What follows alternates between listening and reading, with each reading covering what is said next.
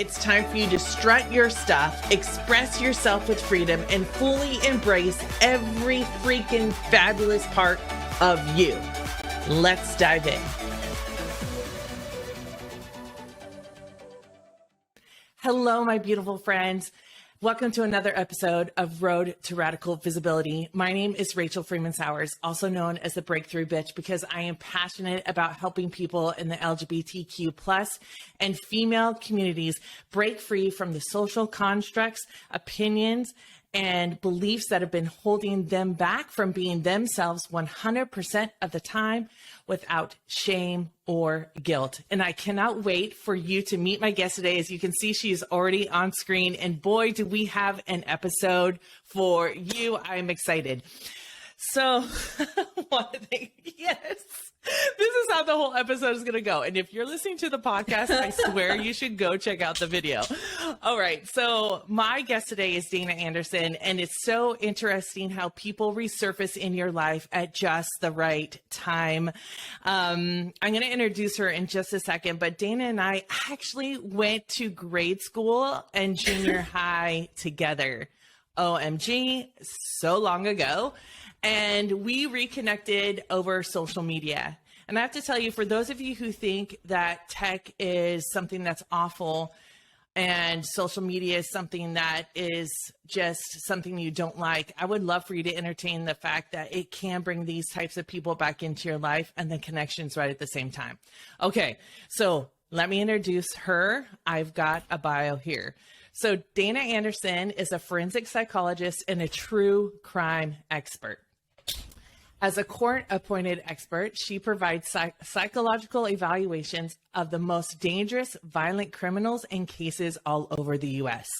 She's been featured on shows like Crime Door and an investigative discovery crime series launching in January. When I asked her what she loves, this is what she said. Listen up. She loves everything gold and relaxing in her hot tub. Yes, yes, yes to all that. Welcome to the show, Dana. Thanks for being here. Thank you so much for having me. So much has happened since high school. For reals. It's no joking. And we're going to dive into that because I think it's interesting and also inspiring to the listeners to see how lives change radically when we decide to become radically visible, right? So the first question I always ask everybody, what does radical visibility mean to you? You know, I feel like so much of things that I experience and who I am, I've kept inside, and you kind of filter yourself for everyone. So a lot of parts of yourself or moving pieces that you don't want other people to see because you're just embarrassed or ashamed. I broke up with the old version of me, and I'm working on becoming more authentic and being more visible, just being vulnerable and real and having conversations. Well, and you started that process with yourself. I mean, it all starts with ourselves. Yeah. I've deleted the old version of me, and I'm getting a quantum upgrade. Yeah. I mean, there's just old parts of me that don't serve me anymore. And I think it's important to change as needed. And at this point in my life, I should know who I am, what I stand for, what I like, where my moral compass is. I'm no longer afraid about being myself, putting myself out there, because you don't have to like me. You don't have to love everything about me. I sort of just like myself better and better, the more authentic I'm becoming. And just, I like myself more and more when I start pursuing hard and difficult goals and achieve them. Then I realize, you know, how valuable I can be. And I used to doubt myself so much. Well, just be like, I'm not going to try it because I probably won't, you know, I'm going to fail. Like I've failed so much, and I've gotten, you know, I've had so much rejection. I remember going to different job interviews and they're like, not going to hire me. I remember going to the courthouse so long ago. It's probably like 15 years ago. And I wanted to like work in the criminal division so I could just even be exposed to that. They totally didn't hire me. And I just thought, I don't even want this anymore. Like, I'm going to go like be the forensic psychologist that comes in and turns in reports here. Right. So it's kind of like just going straight to the top, right? Yeah. So it's like, I want to be really clear for the audience. You and I were not raised to be proud of ourselves. You and I were not raised in an environment that empowered us to be independent. We weren't raised in an environment to where we were taught to have our own thoughts. And so this journey that you've taken to radical visibility has been one that really requires a lot of risk taking and honestly faith, and not in a religious faith way, but a faith in yourself and a faith in the path that's coming before you. I mean, for you to say like, I'm not going to be the person that comes and works here. I'm going to be the person that turns in the reports here. I mean, you're like, this is what I want. And this is what I'm going for, right? I'm going to be the expert. This is what I want. I mean, that realization for you, how did that free you? I'm just no longer a prisoner of self-doubt. That's huge. So I just want to reiterate that, no longer a prisoner of self-doubt. It's one of the number one things people struggle with, that I struggled with, when we're taught how we're supposed to be, and honestly taught by other people's standards and expectations and beliefs about who we are, and our identity is given to us. Because, well, let me just ask you, instead of making an assumption, you haven't always wanted to be a forensic psychologist, have you? Yeah, I mean, when I was in high school, I had no idea what was going on in the world. And I was so naive. I went to a private school for 12 years. And, there's 10 people in my family. We lived in a trailer in Happy Valley, very patriarchal, very religious, very controlling. Kind of had a farm. I think my senior year in high school, my parents had like emus. And that was like a thing at the time to make money. It was a thing. At the time, it's not a thing anymore. I remember we had to like write our goals and turn it into the teacher. And I wrote the stupidest paper. It was about like how I was going to invest in emus.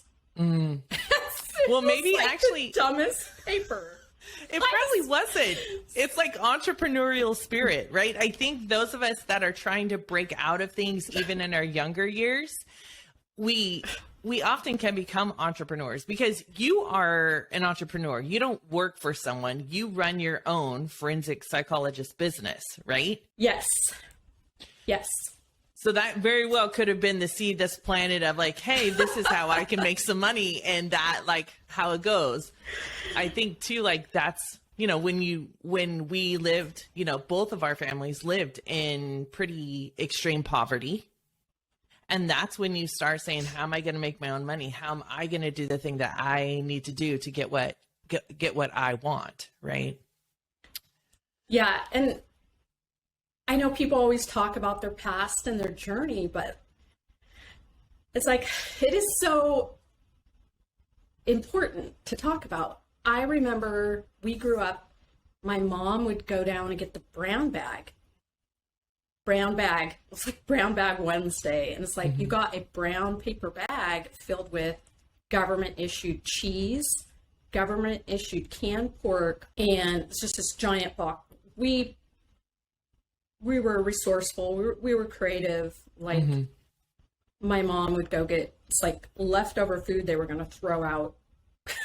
Old donuts, old expired cereal, stuff like that. We didn't have a lot. And you really start to think, how am I going to take care of myself? Yes. Do I want to be growing up looking forward to Brown Bag Wednesday?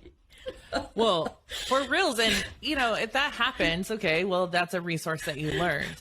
But I remember the first time I spent the night at your guys' house, at your house. You did? Yes, I remember that. Oh, and then my God. that's the very first time I ever had grits. I clearly remember that. Your mom was like cooking it and your sister was like, hey, okay. And so it's just like, okay, you eat it. And then, like, so I think growing up around that, it's important to acknowledge it, right? It's important to say that this was my experiences, but it doesn't have to continue to be the thing once you get older and say, I want to start having my own mind about how I live my life, how I interact in the world. I clearly remember, and I'd love to hear about it for you too, but I clearly remember the time that I said, I'm no longer buying into, for me, all of the religious bullshit that I was told that makes me worthy. I mean, there was a moment in time when I was 24, I came out and I'm like, I'm not going to believe that I'm going to hell. I'm not going to believe that I'm a bad person. I'm not going to believe that I have to be like that to be happy. That was a momentous moment for me.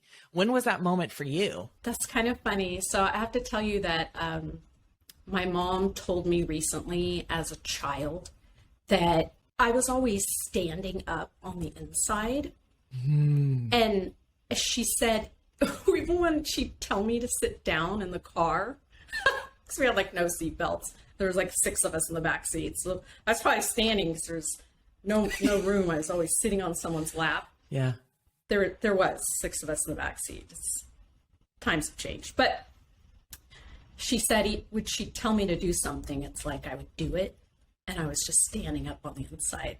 Mm-hmm. So I always joke about that now. So there was this little rebellious spirit, this little bit of spark, this little bit of opposition. And you know what?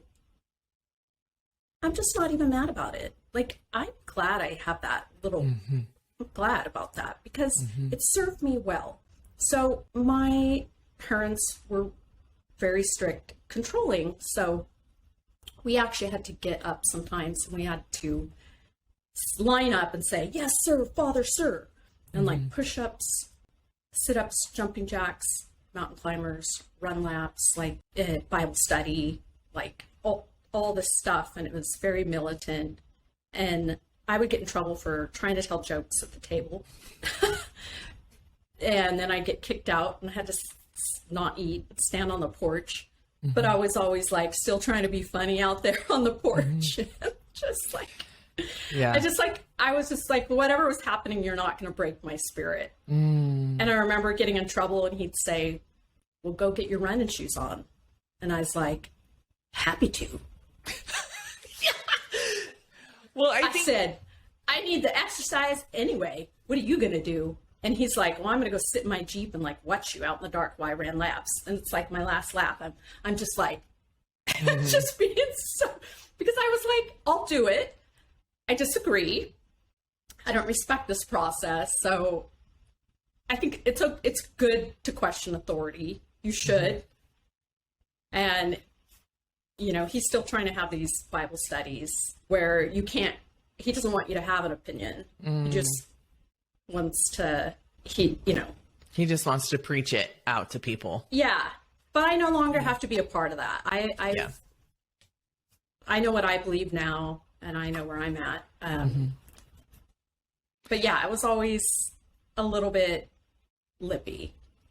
Well, and I think that really is the truest parts of us that know that are trying to stand up, you know, even if it is standing up on the inside, and about knowing, like, you know, there's so many things I've been told in my life, like better seen than heard, or being submissive to the husband or whatever. And everything inside of me was like, no, that doesn't make sense. Like all of those things that were like, no, it's not ringing, I think is really the truest self saying like, okay, remember who we are. Remember this, right? And so through all this journey, again, we've talked about like how you've kind of gotten to this point. You've decided then to become a forensic psychologist, work with some of the most dangerous and interesting, violent cases ever, right? And it's interesting how I went into being LMFT, right? And working with children in the foster care and all this stuff and hearing all of that, you doing this. And what caused you then to say, I am stepping into this role. I am good enough. This is my path. When was the moment you decided, this is what I'm doing? I'm going for it? It's been a journey. Finally, after high school, I knew I wanted to get into investigative work, police work, some position where I could help intervene crimes. That stemmed from my parents having domestic violence disputes and pulling out a gun or physically assaulting each other. Growing up, I felt frozen and not knowing how to respond. And I felt like if I had the answers, I could be more useful. And I did. I became at a young age, I would intervene all the time. And then I got good at it. I got better at it. And I would tell them what to stop. I felt like my purpose somehow became, I wanted to prevent crimes from happening. I was conflicted because my parents really wanted me to be like, just get married, have babies, and go to church. And they were, going to disown me if I didn't sort of follow that path. So it was really hard for me. After I got divorced, I got a letter from a family member that said they were going to turn me over to the hands of Satan, and they couldn't eat or drink with me. And I was no longer allowed because of my sin. They sent that on Christmas Eve. I showed up at the house with gifts for everyone, and I got turned away because they said I was a sinner. And I cried all the way home. And then it was like, I can't even impress these people anyway. Never going to get it right. I need to go find myself. Right. I was like, this is what I want to do. And it always was condemned. If you choose psychology, we don't agree with that. That's not, you're saying man has the answers, not God, or something like that. And my dad, I remember when I was getting my master's degree, he actually came over to my house and he was mocking me. He's like, who do you think you are? You're gonna, just law enforcement's a waste of time. This is just a waste of your energy and time. And I remember really thinking about it. And I'm like, I thought, what could be the thing that could piss him off the most? It's like, you know what? I'm getting a doctorate degree now. And I ain't telling no one about it because it's for me. And I'm just going to go get one. Don't worry about what I'm doing. I'm going to do it. I'm not just going to be good. I'm going to be real good. I'll be the best. And I'm going to go do it. And this is for me. I like this. This is interesting. This is for me. I went at a time when no one knew what forensic psychology was. It wasn't popular. I wanted to do it. And nobody was supporting me. Nobody cared. I didn't tell my family when I enrolled. And it was just something I needed to do for me. It was an arduous process because it took over the course of 15 years. And I commuted to Sacramento and San Francisco, and I cried every time I drove in my car. I was a single mom with 2 kids, but I was like, oh, I'm doing it. I'm not going to fail. I'm doing this. This is what I want. It's now me time. And I've been spent too much time trying to appease others. There were different careers I had, and I always was put down, because you're still not doing it right. You're not the submissive wife. You're not in the role we want you to be in. Yeah. And then I finally was like, you're never going to be. So yeah, I don't need their approval. So, and then now I love what I do, and I find it exciting and interesting, and it's never dull for me. And I broke up with the expectations of other people. That's huge. And I it's feel huge like for so many people. I don't think I would have liked myself if I would have been tried to follow what they want. I wouldn't have been authentic. I would have probably had a personality disorder. It's like you're just like all tucked in and repressed and trying to be something that you don't like or you don't even want to be, or just to get their approval. And they really didn't approve this. So that's okay. I do not need their approval. That's My a huge worth, step. And belonging isn't negotiated by other people. Mm-hmm. I think that's one of I was speaking yesterday to a group of people, and one of the things when you want to become radically visible is you having the courage to listen to yourself, to the truest self, the courage to release, right? Release the things that are no longer serving you, breaking up with other people's expectations and their opinions about, life. And it's not so much that you don't care, but those things no longer are more important than the way you want to be living your life and interacting, right? And I think you and I reconnected at about the time that you were almost done with your doctorate. I think that's when I was like, oh my gosh, it's Dana Anderson, right? So now the next level has come for you. And it is about, I'm going to be this expert. I'm working towards this expert. I've got what I needed. And now you're stepping into that role. I mean, for high profile cases, for TV shows, for community. I mean, you step into this role in our own community and helping people. What is that like for you, putting yourself out there? I'm excited. I'm thinking back to junior high and high school, all the years of school. I was deathly shy. So shy. She was. I was afraid to take my jacket off because it might rustle or someone might notice me. Like, I was shy. I almost was mute. So one of my goals before high school was to take a drama class or, recite poems in front of the class or just break my fear. That was my number one fear, public speaking. And I told myself, you need to overcome that fear. Like, you need help. You're going to have to start somewhere. So it's been a long journey, and I'm glad I confronted my fear. I am putting myself out there, but it's hard to do. It's hard to do because you're always going to have people just be jerks and say things or whatever. But you know what? I just don't care anymore. And this is my only life. This is me. Make the best of it. And I have interesting things to share. I have fascinating stories. I have information that I want to talk about. I have to put myself out there so I can share this information.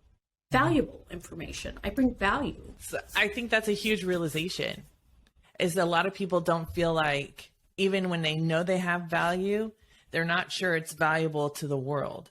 And the fact of the matter is that you and I aren't offering this value to be accepted by the world. We're offering the value for people to take it and grow from it and use it, right? So it's not where we're waiting for people to reject us. Now's the time, no, this is out there. If it helps you, great. If not, keep scrolling, keep walking, keep doing whatever. And realizing that you do have something valuable and that it is your life. I mean, I say that all the time, right?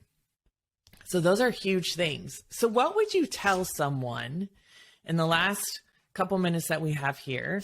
What would you say to someone who says, I want to more of that. I want to be like that. I want to know I add value. I want to be confident in that. What would you tell them? Get to know yourself. Sometimes I ask people when I do psych evals, how would you describe yourself in 3 words?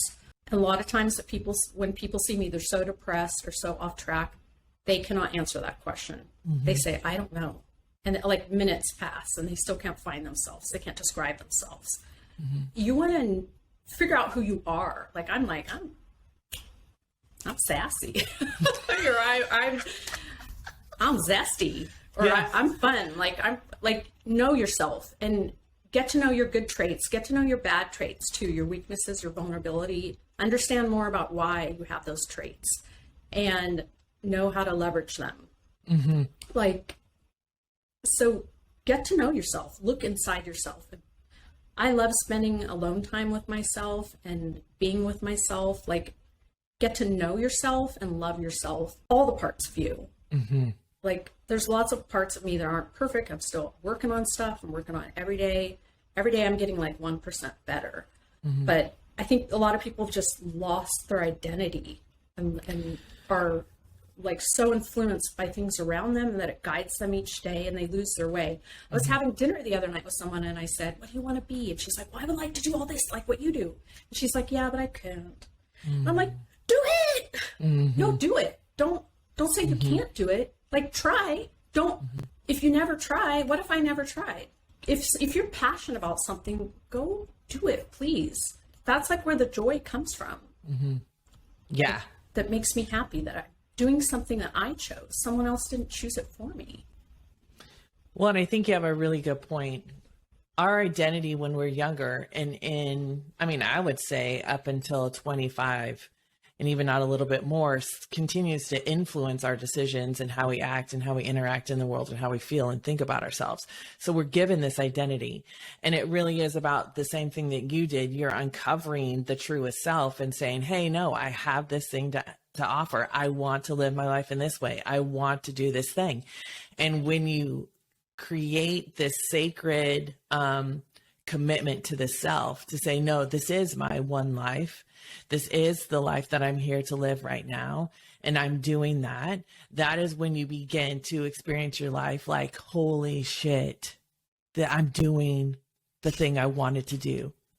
I'm here. I'm arriving every day. And that 1% that you're experiencing is this continuous level up. It doesn't always have to be like 180 gain or 100% gain. It's just like, oh, just this one step after the next, living my life in the way that I want to. So, all right, we're at the end, and I want to thank you so much for helping inspire anyone who's going to listen to this podcast or watch the show. Thank you for continuing to serve our community with your gifts and beyond. And thanks for just showing up as you and reaching out to me all those years ago now to be like, hey, I'm over here, and that we could reconnect. So it's been such an honor, and I can't wait to see where both of us go in this life and who we can positively impact. So I'm going to end the show there. I'll end this video like I end every single video. Please make sure to stay true to yourself, be kind to others, and always, always, always honor the wise one that is within you. We'll see you all on the next road to radical visibility. Thanks. Bye. Hold on.